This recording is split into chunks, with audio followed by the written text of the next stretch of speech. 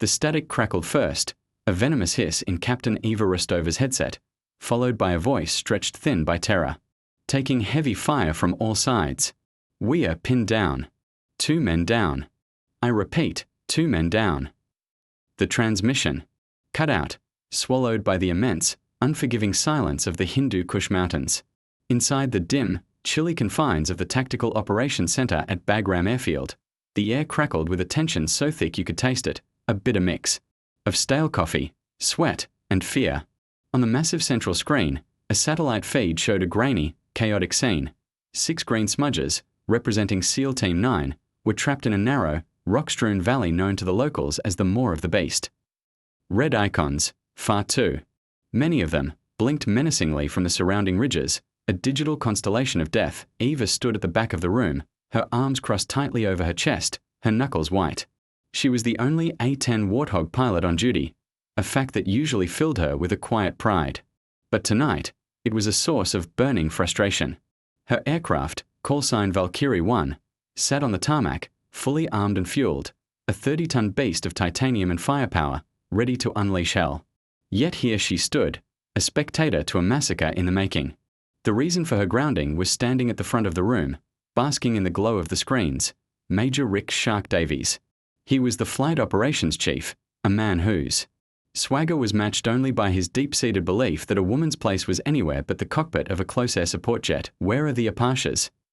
Davies barked, his voice a gravelly command that demanded attention. A young lieutenant, his face pale and slick with sweat, stammered a reply. Sir, they were diverted to support a convoy ambush near Kandahar. ETA is 90 minutes. Best case. A collective groan rippled through the room. 90 minutes. In the Maw of the Beast, that was a death sentence. The SEALs would be out of ammunition, out of time, and out of luck. Eva felt a hot surge of anger. She had been arguing with Davies for the past hour, her voice low and steady, presenting a logical, undeniable case. Her A-10 could be over that valley in 20 minutes. She knew the terrain like the back of her hand, having flown countless training sorties over it. She could provide the cover those men desperately needed. Davies had dismissed her with a wave of his hand, a condescending smirk playing on his lips. Captain, he'd said, loud enough for everyone to hear, I appreciate your enthusiasm, but this is a complex, high-threat environment. It requires a level of experience you simply don't have. We'll wait for the experts. The word experts hung in the air, a clear implication that she was not among them. The sting of his words was sharp, a familiar wound. It wasn't the first time her capabilities had been questioned, her gender seen as a disqualifier. From the moment she'd arrived at Bagram, a fresh-faced captain with stellar flight records and top marks from every training program, Davies had treated her like a token, a diversity hire meant to fill a quota. He called her Vicky instead of Valkyrie, assigned her to routine patrols, and consistently passed her over for the high-stakes missions. Now, with 6 American lives hanging in the balance, his prejudice was about to have fatal consequences. Eva watched the screen, her heart pounding a frantic rhythm against her ribs. She could almost feel the desperation of the men on the ground, the metallic taste of fear in their mouths, the deafening roar of enemy machine guns echoing off the canyon walls. She had to do something. Protocol, chain of command, the majors. Fragile ego. None of it mattered more than the lives of those soldiers. She took a deep breath, the cold air burning her lungs, and made a decision. It was a choice that could end her career, a flagrant act of insubordination. But it was the only choice she could live with. She walked forward, her boots clicking softly on the concrete floor, the sound unnaturally loud in the tense silence. She stopped directly behind Major Davies, close enough to see the rigid set of his shoulders. Major, she said, her voice quiet but carrying an unmistakable edge of command. With all due respect, those men don't have 90 minutes. I'm taking the Warthog. Davies turned slowly, his eyes narrowing into slits. The smirk was gone, replaced by a look of pure, unadulterated fury. You'll do no such thing. Captain, you are grounded. That's a direct order. He took a step closer, his voice dropping to a menacing whisper. You think you can just waltz in here and play hero? You'll get yourself killed, and you'll compromise the entire operation. Stand down. Now. For a heart-stopping moment, Eva hesitated.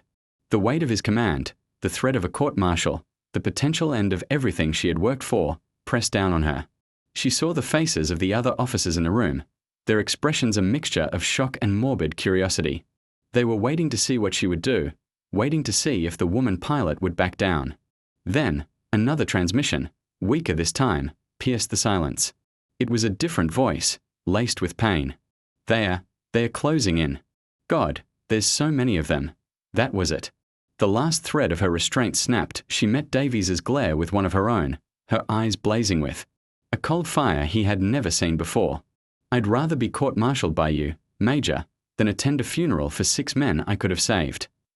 She turned on her heel and walked towards the exit, her stride long and purposeful. Sergeant Miller.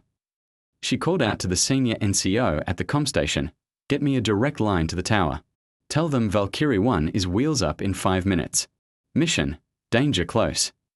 Miller, a grizzled veteran with 20 years of service, looked from Eva to Davies, his face a mask of conflict. Then, a slow smile spread across his lips. He nodded. Once. Yes, right away. As Eva pushed open the heavy steel door and stepped out into the cold Afghan night, the distant, rhythmic thump of rotor blades barely audible over the wind, she heard Davies shouting behind her. Rostova, you're finished. Do you hear me? Finished. She didn't look back. The only thing that mattered now was the roar of her engines and the men trapped in the maw of the beast. She broke into a sprint, her boots pounding against the asphalt, the weight of her decision settling upon her. She was no longer just Captain Rostova. She was Valkyrie 1, a lone warrior flying into the heart of the storm. She reached her A-10, its hulking silhouette a comforting presence against the starry sky. Her crew chief, a young airman named Peterson, was already there, his eyes wide with a mixture of fear and admiration. What's going on? He asked, his voice trembling slightly. We are going hunting, Peterson, Eva said, her voice calm as she climbed the ladder to the cockpit. Strap me in. And make it fast. As the canopy lowered, sealing her inside the armored cocoon, she began her pre-flight checks, her hands moving with practiced efficiency. The cockpit came to life around her, a symphony of glowing lights and humming electronics. She was in her element, the fear and anger replaced by a laser-like focus. She taxied onto the runway, the tower granting her immediate clearance, no questions asked. The news of her defiance had spread like wildfire. As she pushed the throttles forward, the Warthog surged ahead, its powerful engines screaming in protest. The G-forces pressed her back into her seat as she lifted off, the lights of Bagram shrinking behind her.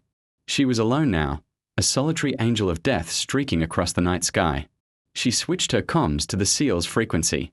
SEAL Team 9, this is Valkyrie 1, inbound on your position. Hold on. Help is on the way. A burst of static was the only reply. Were they still alive? Had she made this impossible choice for nothing? The question hung in the air, a terrifying ghost in the machine. The mountains rose up to meet her, their jagged peaks like the teeth of some great, sleeping beast. Her radar lit up with warnings. The valley was hot, crawling with enemy fighters, armed with heavy machine guns and, according to intelligence, a very real threat of shoulder-fired anti-aircraft missiles. Davies was right about one thing. It was a high-threat environment. But he was wrong about her. She was not just a pilot. She was a protector. And she would not fail. She descended into the valley, the darkness wrapping around her like a shroud. Her night vision display painted the world in eerie shades of green. And then she saw it. The muzzle flashes. Hundreds of them, a storm of fire converging on a single, desperate point. The SEALs were still fighting. A surge of adrenaline, fierce and hot, coursed through her. She armed her main weapon, the GAU-8 Avenger, a 7-barrel Gatling gun that could spit out 30mm depleted uranium shells at a rate of 4,200 rounds per minute. It was a weapon designed to shred tanks, and she was about to turn it on the enemy infantry below. SEAL Team 9, she said, her voice a low growl. Valkyrie is on station.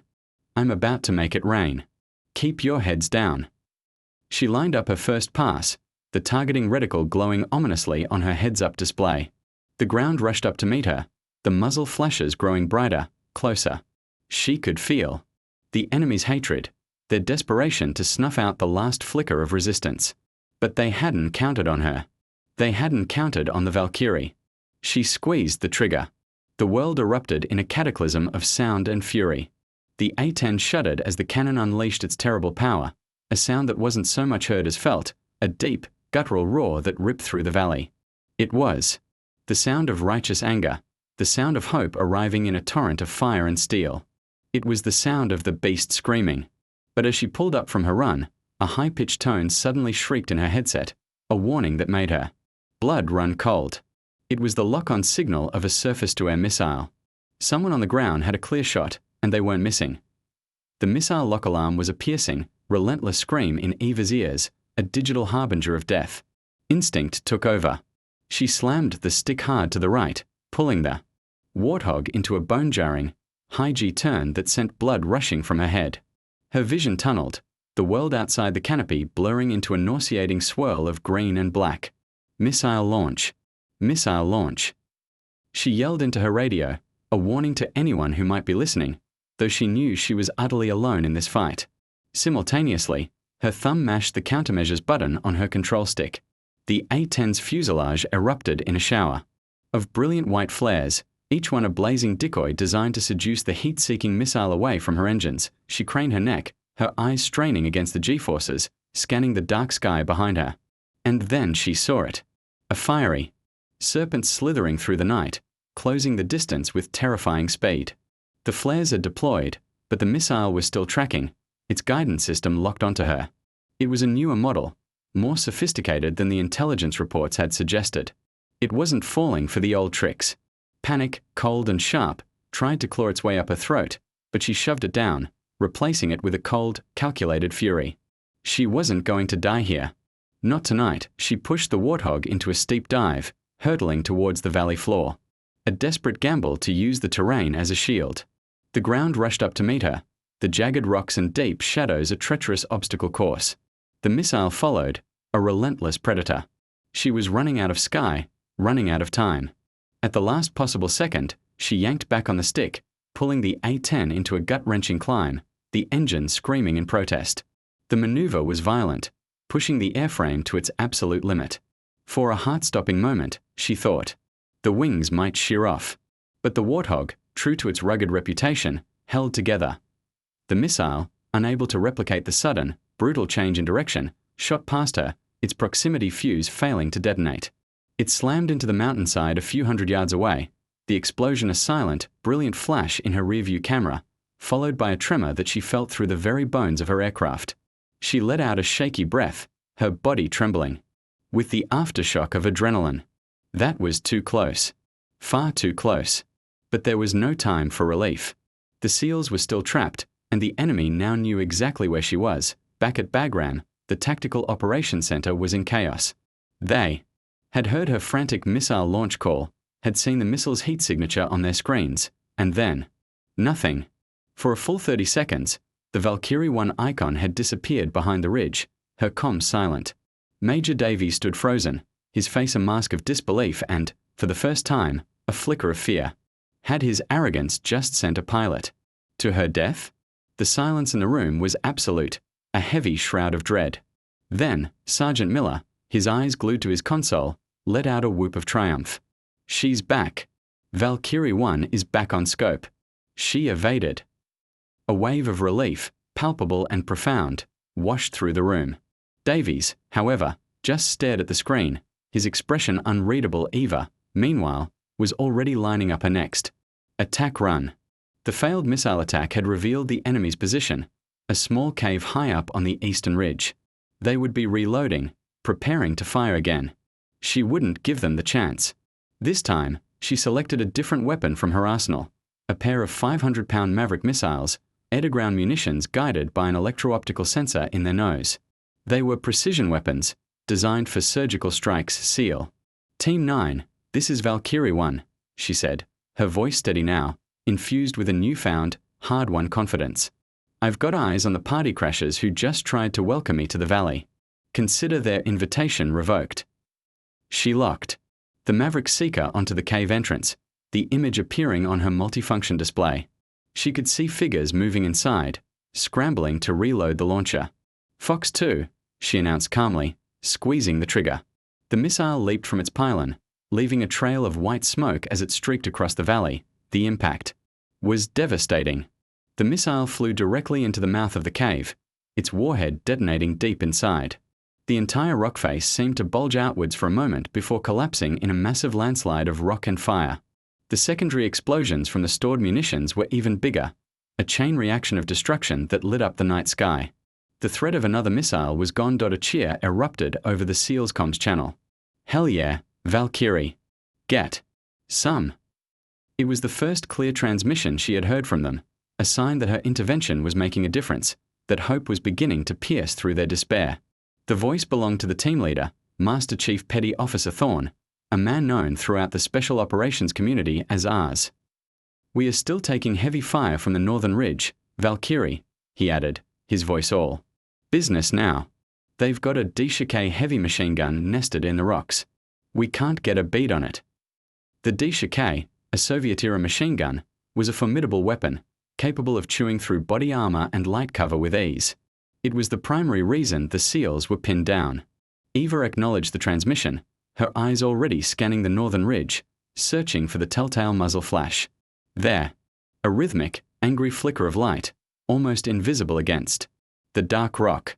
It was well protected, dug into a natural fortification that would be difficult to hit with a missile. This was a job for the Avenger. Ours, this is Valkyrie. I see your problem. Tell your boys to hug the dirt. I'm coming in low and loud. She rolled the warthog onto its side, diving once more into the deadly cauldron of the valley. The enemy fire intensified, a storm of tracers reaching up for her, a desperate attempt to drive her away. But Eva was relentless. She flew through the storm, her focus absolute, the DSHK's position locked in her sights. She was closer this time. So close she could see the individual figures of the enemy fighters, their faces illuminated by the flash of their own weapons. She felt a strange, detached calm, the world slowing down, every detail sharp and clear. This was what she was trained for. This was where she belonged. She pressed the trigger, and for the second time that night, the valley trembled with the unholy roar of her cannon. The 30mm shells, each one the size of a milk bottle, slammed into the machine gun nest with the force of a freight train. Rock splintered, metal screamed, and the rhythmic flicker of the D-Shike was extinguished in a final, violent burst of light. With the heavy machine gun silenced, the tide of the battle began to turn. The SEALs, no longer pinned down, were able to maneuver, to return fire, to regain the initiative. Eva circled overhead, a guardian angel made of steel, her presence a constant, terrifying threat to the enemy. She made several more passes, using her cannon to suppress enemy positions, her rockets to clear out pockets of resistance. She was a master of her craft, her A-10 an extension of her own body, her will made manifest in fire and destruction, but her fuel and ammunition were dwindling at an alarming rate. The warning lights on her console blinked with increasing urgency. She knew she couldn't stay forever. Ours, this is Valkyrie, she said, her voice laced with regret. I'm running on fumes up here. I've got to head back to base. A moment of silence followed, and for a second, Eva thought the comms had cut out again. Then Thorne's voice came through, thick with an emotion she couldn't quite place. Roger that, Valkyrie. You've given us the breathing room we needed. We can hold out now. Thank you, Captain. You saved us. The simple words of gratitude, spoken by a man who had seen more combat than she could ever imagine, hit her with surprising force. A lump formed in her throat. Godspeed, SEAL Team 9, she managed to say. Valkyrie 1 is heading home. She banked the warthog towards Bagram, the first hints of dawn painting the eastern sky in shades of purple and orange. She was exhausted, physically and emotionally drained, but she was also filled with a sense of profound satisfaction. She had faced her fears, defied her superiors, and saved the lives of 6 brave men. Whatever happened next, whatever punishment Davies and the chain of command decided to mete out, it was worth it. As she approached Bagram, the airfield lights a welcome sight in the pre-dawn gloom, she received a transmission from the tower. Valkyrie 1, be advised, Major Davies has ordered you to maintain radio silence and proceed directly to the debriefing room upon landing. Your aircraft will be impounded. The words were cold, clinical, a stark reminder of the trouble she was in. The fight in the valley might be over, but her fight at Bagram was just beginning. She landed the Warthog smoothly, the tires kissing the tarmac with a gentle chirp. As she taxied to her designated parking spot, she saw them waiting for her. 2 military police officers, their faces stern, standing beside a black staff car. This was it. The reckoning. She shut down the engines, the sudden silence deafening after the constant roar of the past few hours. She took a deep breath, steeling herself for the confrontation to come. She had done the right thing. She had to believe that, but as she unstrapped herself and prepared to face the music, a small, blinking light on a secondary communications panel caught her eye. It was a secure channel, one rarely used, a direct link to Special Operations Command. The light indicated an incoming encrypted data burst. Curious, she activated the receiver. A string of text scrolled across the small screen. It was a situational update from a drone that had just arrived over the Maw of the Beast, sent to monitor the SEAL's position until the Apaches arrived. Her eyes scanned the text, her blood turning to ice.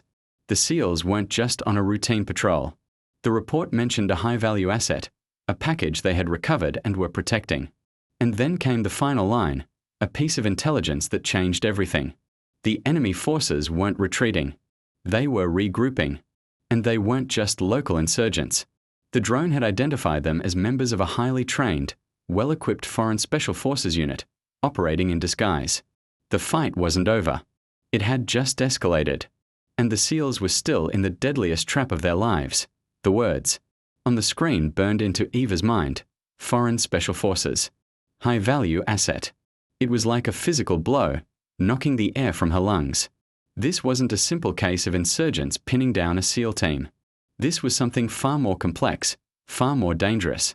It was a shadow war, a clandestine battle being fought in the remote, forgotten corners of the world, and she had just flown headfirst into the middle of it. The SEALs weren't just fighting for their lives. They were protecting something, or someone, of immense strategic importance. And their opponents weren't a ragtag militia. They were professional soldiers, every bit as trained and deadly as the men they were trying to kill. Her mind raced, connecting the dots. The sophisticated surface-to-air missile, the coordinated, multi-pronged attack, the sheer tenacity of the enemy. It all made sense now. This was a deliberate, well-planned operation to capture or kill that asset. And she had just announced her presence in the most dramatic way possible. They knew about the A-10. They knew about Valkyrie 1. They would be waiting for her. The military police officers were tapping impatiently on the canopy. She ignored them. Her career, the impending court-martial, Major Davies's wrath, it all faded into insignificance. The only thing that mattered was the new, terrifying reality of the situation. The SEALs were still in mortal danger. The Apaches, with their 90-minute ETA, would be flying into a trap, unprepared for the true nature of the enemy they were about to face. She had to warn them. She had to do more. She quickly typed a reply on the secure channel, her fingers flying across the small keyboard. Valkyrie 1 to SOCOM. Confirm visual on foreign operatives. Advise Apache flight of upgraded threat. SEAL Team 9 is protecting HVA. Repeat, HVA. My aircraft is rearming. I'm going back. It was a declaration of war, a promise. She hit send. The message disappearing into the ether, a digital arrow shot into the heart of the military bureaucracy.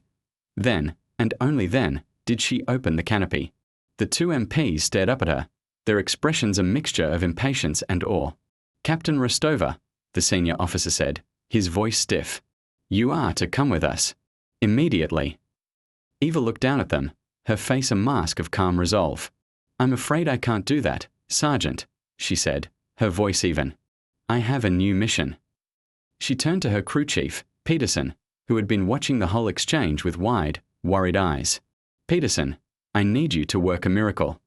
I want this bird rearmed and refueled in 15 minutes. Full combat load. Give me everything. You've got. Especially the heavy stuff. Armor piercing. I've got a feeling I'm going to need it. Peterson, caught between the direct order of a pilot he idolized and the intimidating presence of the MPs, hesitated for a fraction of a second. He saw the fire in Eva's eyes, the unshakable conviction. He made his choice. Yes, he said, a grin spreading across his face. One miracle, coming right up. He turned and sprinted towards the munitions depot, shouting orders to his team. The MPs were stunned into silence. They had never encountered such blatant defiance. "Captain," the sergeant stammered, "you are under direct orders. Your orders have been superseded by a clear and present danger to American lives." Eva interrupted, her voice ringing with an authority that left no room for argument. "Now, you have two choices. You can try to arrest me, in which case I will be forced to file a report stating that you actively obstructed a critical combat mission. Or you can get on your radio, call Major Davies, and tell him that Captain Rostova has invoked the in extremis protocol. The choice is yours." The in extremis protocol was a rarely used, almost mythical regulation that allowed a field commander to override standing orders in a dire, life-or-death situation. Whether it applied to her, a captain acting on her own initiative, was a matter for the lawyers to decide later. Right now, it was the only card she had to play. The sergeant stared at her, his mind reeling. He was just a non-commissioned officer, caught in a power struggle between a maverick captain and a furious major. But he had also heard the comms chatter from the valley. He knew what this woman had just done. He slowly raised his radio to his mouth. As Eva climbed down from the cockpit, she saw Major Davies' staff car screeching to a halt a few hundred yards away. Davies himself stormed out, his face purple with rage. He was too late. Peterson's crew was already swarming over the A-10. A whirlwind of activity as they loaded rockets, missiles, and belts of 30mm ammunition into the belly of the beast. The fuel tanker was pulling up alongside. "Rostova!" Davies bellowed, his voice carrying across the tarmac. "What in the hell do you think you're doing?" Eva met him halfway, her stance unwavering. "I'm doing my job, Major," she said, her voice cold as ice. "Something you seem to have forgotten how to do." The insult hit its mark. Davies' face contorted in a mask of fury. "You are relieved of duty, Captain. You are a disgrace to this Air Force. I'll see you in Leavenworth for this." "You can try," Eva shot back. "But first, you might want to read this." She shoved her tablet into his hands, the screen displaying the encrypted message from SOCOM. Davies' eyes scanned the text, his anger slowly giving way to a dawning horror. "Foreign Special Forces. High-value asset." The color drained from his face. He looked up at Eva, his mouth opening and closing, but no words came out. He was a paper pusher, a politician in a flight suit. He was completely out of his depth. The situation had escalated far beyond his comprehension. "The Apashas are flying into a slaughter, Major," Eva said, her voice low and urgent. "They're expecting insurgents with RPGs, not trained operators with advanced weaponry. They need to be warned. And those SEALs need support. The kind of support only a warthog can provide. I'm the only one who can do it. So you can either stand here and threaten me, or you can get out of my way and let me save those men's lives." Again. For a long, tense moment, the two officers stood locked in a silent battle of wills. The fate of SEAL Team 9, the outcome of a secret war, hung in the balance on a windswept tarmac in Afghanistan. Davies looked at the A-10, its engines beginning to spool up, its weapons glinting in the morning sun. He looked at the determined, unyielding woman standing before him. And for the first time, he saw her not as a subordinate, not as a woman, but as a warrior. He saw the same fire in her eyes that he had seen in the eyes of the best pilots he had ever known. He was beaten. He knew it. He slowly stepped aside. He didn't say a word, but his gesture was a clear admission of defeat, a silent acknowledgement of her authority. Eva gave him a curt nod and turned back to her aircraft. The rearming was complete. Peterson gave her a thumbs up from the ground. "She's all yours, Captain. Go give him hell." Eva climbed back into the cockpit, her heart pounding with a mixture of fear and exhilaration. She had won the battle at Bagram. Now she had to win the war in the valley. As she taxied back onto the runway, she saw the flight of 2 Apache helicopters lifting off in the distance, heading towards the mountains. She got on the radio, contacting their flight lead. "Apache. Flight, this is Valkyrie 1. Be advised, your target environment has been upgraded. You are engaging foreign special forces with advanced anti-air capabilities. I strongly recommend you alter your approach vector and hold at a safe distance. I will be providing close air support and threat suppression." The Apache pilot, his voice laced with confusion, responded. "Valkyrie 1, who is this? We have no A-10 scheduled for this mission. Eva smiled grimly. Consider me an unscheduled delivery of bad news for the bad guys. Just stay clear and let me work. Valkyrie won out. She pushed the throttles to the firewall, the warthog leaping into the air with a renewed sense of urgency. She was flying. Back into the maw of the beast, back into the heart of the fire. But this time, she was going in with her eyes wide open. She knew the enemy she was facing. But what she didn't know was the identity of the high-value asset the SEALs were protecting. And she had no idea that this secret was about to make her mission infinitely more complicated and infinitely more personal. The truth, when it was revealed, would shake her to her very core and force her to make a choice that no soldier should ever have to make. The sound that came next over the comms would change everything. The flight back to the valley was a race against time, each minute. That passed an eternity for the men on the ground. Eva flew low and fast, the rugged terrain a blur beneath her wings. The sun was higher now, casting long, menacing shadows across the landscape. The element of surprise was gone. The enemy knew she was coming. They would be ready. Her hands were steady on the controls, her mind a whirlwind of calculations and tactical considerations. She was no longer just a pilot. She was a strategist, a one-woman rapid response force. She re-established contact with SEAL Team 9. Master Chief Thorne's voice was strained, the sounds of a fierce firefight raging in the background. Valkyrie, you're a sight for sore eyes. They're hitting us with everything they've got. Mortars, RPGs, they're trying to overwhelm us. Eva's jaw tightened. I'm 5 minutes out, Ars. Where do you need me? Thorne's reply was grim. They've got a fortified position on the western ridge, a bunker of some kind. It's coordinating the attack. We can't get a clean shot. If you can take that out, we might have a chance. A bunker. That explained the coordinated nature of the assault. It was a command and control node. Taking it out would be difficult. It would be heavily defended, likely with anti-aircraft assets. As if on cue, her threat receiver lit up. Multiple radar systems were painting her aircraft, searching for a lock. They were hunting her. I see it, Ars, she said, her voice a low growl. Consider it gone. She approached the valley from a different direction this time, using a series of deep canyons to mask her approach. It was risky flying, demanding intense concentration, but it was her only hope of avoiding the enemy's radar net.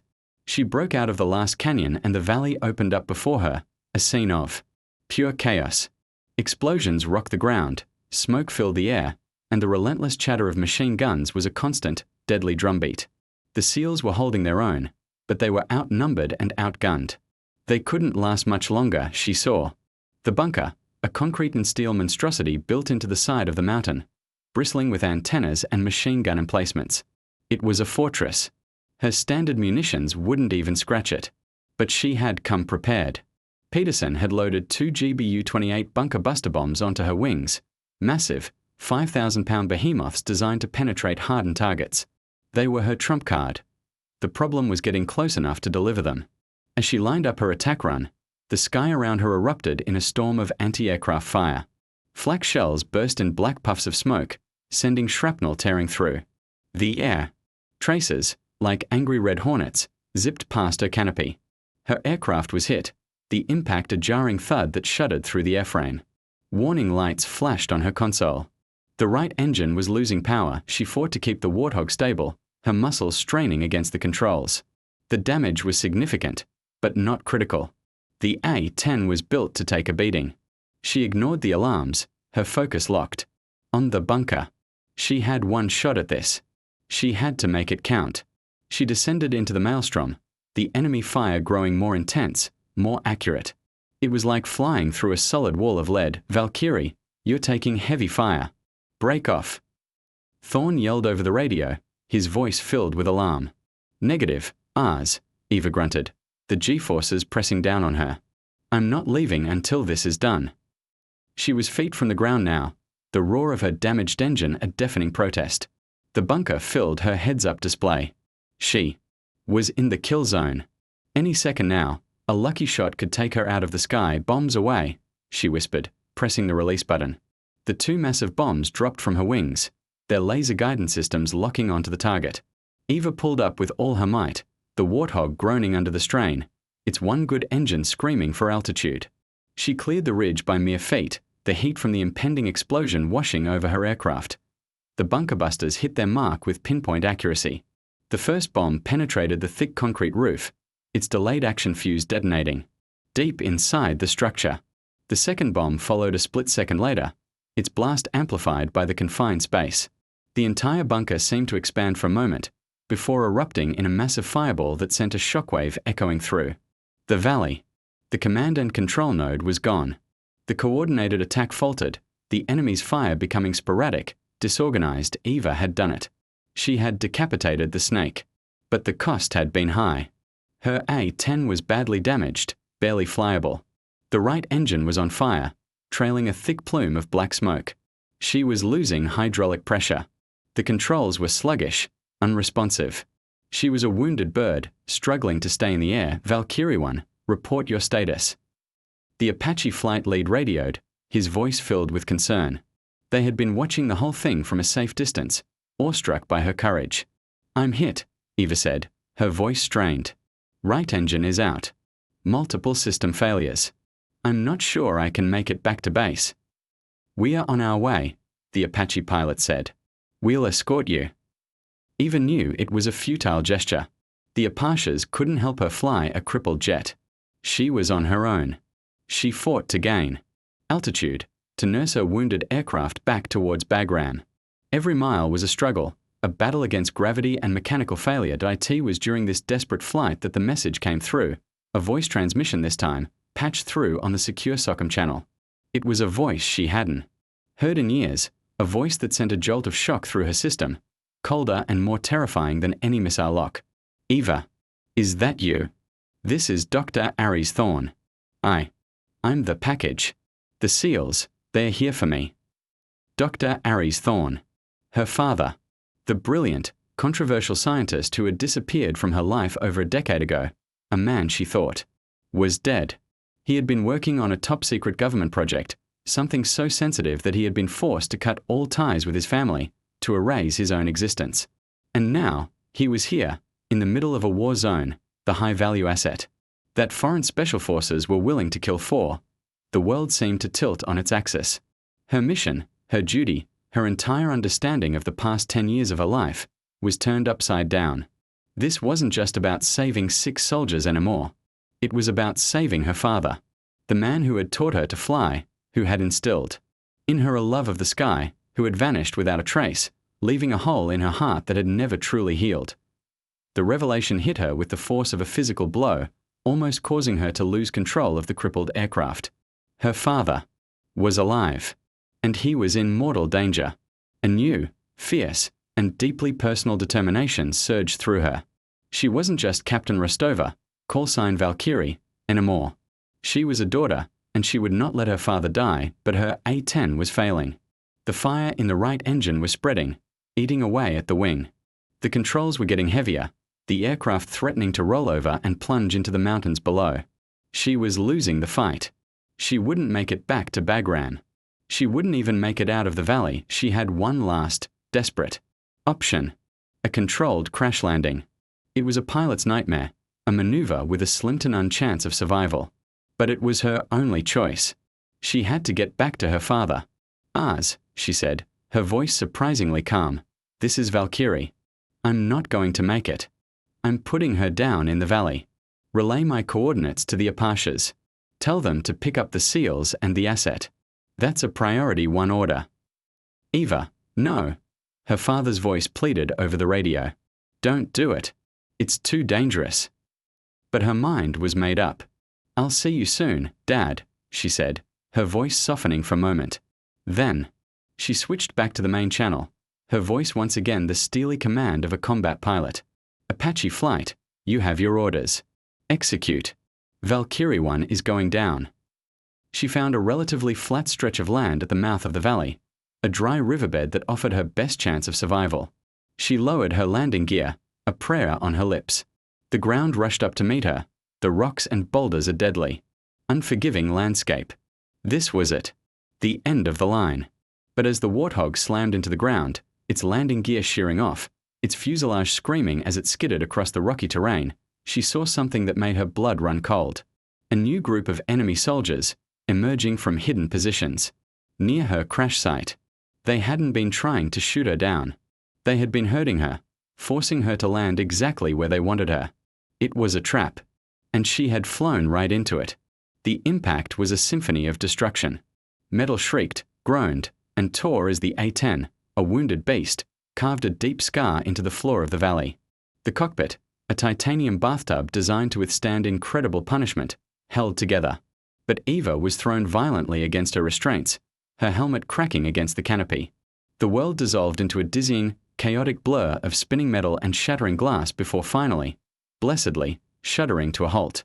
Silence descended, thick and absolute, broken only by the hiss of leaking hydraulic fluid and the angry crackle of the engine fire. For a moment, Eva couldn't move, her body screaming in protest, her mind struggling to process what had just happened. She had survived. The thought was a small, flickering candle in the overwhelming darkness. But the relief was short-lived. Through the spiderweb of cracks in her canopy, she saw them. Figures, clad in black tactical gear, their faces obscured by balaclavas, were advancing on her position. They moved with a chilling, professional efficiency, their weapons held at the ready. This was the enemy's elite, their hunters. And she was their prize, panic, cold and primal, threatened to overwhelm her. She was trapped, injured, her only weapon a sidearm against a squad of trained killers. But then, she heard her father's voice again, a desperate plea over the still-functioning radio. "Eva, get out of there. They're coming for you." The sound of his voice, the raw fear it contained, acted like a bucket of ice water, snapping her out of a shock. She would not be taken. She would not be a pawn in their game. She was a fighter. She was her father's daughter. With a surge of adrenaline-fueled strength, she blew the canopy. The explosive charge sent the shattered plexiglass flying, exposing her to the cold mountain air. She unstrapped herself, her ribs screaming in protest, and grabbed her emergency survival kit and her pistol. She scrambled out of the cockpit, smoke and flames licking at the tail of the aircraft, and dropped to the ground, taking cover behind the mangled landing gear. The enemy was closing in, spreading out to surround her. She was out of options, out of time, and then the sky erupted. The two Apache helicopters, which had been holding at a distance, now swept in like avenging angels, their chain guns spitting fire. They had seen the trap, had understood her desperate gamble. They unleashed a torrent of 30mm cannon fire and rockets, creating a wall of explosions between Eva and the advancing enemy soldiers. It was a breathtaking display of air power, a beautiful, deadly ballet of destruction. The enemy, caught completely by surprise, was thrown into disarray, their disciplined advance breaking as they scrambled for cover. The Apache's intervention bought her precious seconds. Over the roar of the battle, she heard the distinctive sound of another helicopter, a Black Hawk, descending rapidly. It was the extraction team, coming for the SEALs and her father. She could see them now, Master Chief Thorne and his men, providing, covering fire as they moved towards the Black Hawk, a single civilian figure huddled in their midst. Her father. He was so close. "Valkyrie, we are not leaving without you." Thorne yelled over the comms. But Eva knew it was impossible. The enemy was regrouping, their fire becoming more concentrated. The Black Hawk was a vulnerable target. On the ground. If they waited for her, they would all be killed. She had to make another impossible choice. "Negative, ours," she shouted back, her voice raw with emotion. "Get the asset out of there. That's an order. Get him home." She looked towards the Black Hawk, and for a fleeting moment, her eyes met her father's. He was shouting her name, his face a mask of anguish. She gave him a small, sad smile, a silent promise that she would be okay, a lie that they both knew was necessary. Thorne hesitated for a split second, his loyalty torn between his mission and the pilot who had saved his life twice. But he was a soldier. He understood orders. He understood sacrifice. "God forgive me," he muttered, before shoving Dr. Thorne into the Black Hawk. "Go, go, go," he yelled to the pilot. The Black Hawk lifted off, its rotors whipping up a storm of dust and debris, the Apaches providing a final, devastating barrage of fire to cover its escape. Eva was alone now, truly alone, on the ground, surrounded by an enemy that wanted her dead. She checked her pistol. 1 magazine. 15 rounds. It wasn't much, but it would have to be enough. She would not be taken alive. She would make them pay for every inch of ground. As the enemy soldiers began to advance again, cautiously this time, she took a deep breath, raised her pistol, and prepared to make her last stand. But the sound that came next was not the crack of enemy rifles. It was something else entirely. A sound she knew better than her own heartbeat. A sound that had no place here, in this remote, God-forsaken valley. It was the deep, guttural, terrifying roar of a GAU-8 Avenger cannon. From over the ridge, flying low and impossibly fast, came another A-10 Warthog. It screamed over her head, its cannon erupting in a torrent of fire that tore the advancing enemy squad to shreds. Eva stared in stunned disbelief as the second Warthog circled around for another pass. And then she heard the voice on her emergency radio, a voice that was both familiar and utterly unexpected. "Looks like you could use a hand, Captain." It was Major Shark Davies. He had followed her. He had taken the backup A-10, the one kept in reserve, and flown it into the heart of the storm, breaking every rule in the book, just as she had done Davies. Eva stammered, her mind struggling to comprehend. "What are you doing here?" Davies's reply was a dry chuckle. Someone had to come and rescue the hotshot pilot who thinks she can win the war all by herself. Now, stay put. I'll keep their heads down until the rescue birds get here. And he did. For the next 20 minutes, Major Davies flew like a man possessed, his A-10 a relentless, avenging fury. He suppressed the enemy, protected Eva, and controlled the sky until a PAVE low combat search and rescue helicopter could arrive to pull her out. Later, back at Bagram, in the sterile quiet of the base hospital, the full story came out. Davies, galvanized by Eva's courage and confronted with the truth of the situation, had become a changed man. He had used his authority to get the second A-10 in the air, to coordinate the rescue, to save the woman he had once dismissed and belittled. He stood by her bedside, his usual swagger gone, replaced by a quiet, profound respect. "Rostova." "Eva," he said, stumbling over the words. "What you did back there, it was the finest piece of flying I have ever seen. I was wrong about you, and I'm sorry." The apology, freely given, was a victory as sweet as any she had won in the valley. But the greatest victory came a few moments later, when the door opened and her father walked in, escorted by Master Chief Thorne. The reunion was a quiet one, filled with tears and the unspoken words of a decade of loss. He was safe. He was home. And it was because of her. The official inquiry was a mere formality. The debrief from SEAL Team 9, the testimony of the Apache pilots, and the vocal, unwavering support of Major Davies painted a clear picture. Captain Eva Rostova was not a reckless insubordinate. She was a hero. The charges were dropped. A medal was recommended, but for Eva, the real reward was not the accolades or the vindication. It was the quiet conversation she had with her father on the flight back to the United States, the slow, painful process of rebuilding the bridge that had been broken for so long. And it was the nod of respect she received from Master Chief Thorne. As they parted ways, a silent acknowledgement of the bond forged in the crucible of combat. She had faced the unthinkable, had stared into the abyss and not flinched. She had been mocked, underestimated, and dismissed. But in the end, when the SEALs faced their darkest hour, it was her A-10, her courage, her indomitable will, that had screamed over the ridge and brought them back from the brink. She was Valkyrie, and she was just getting started.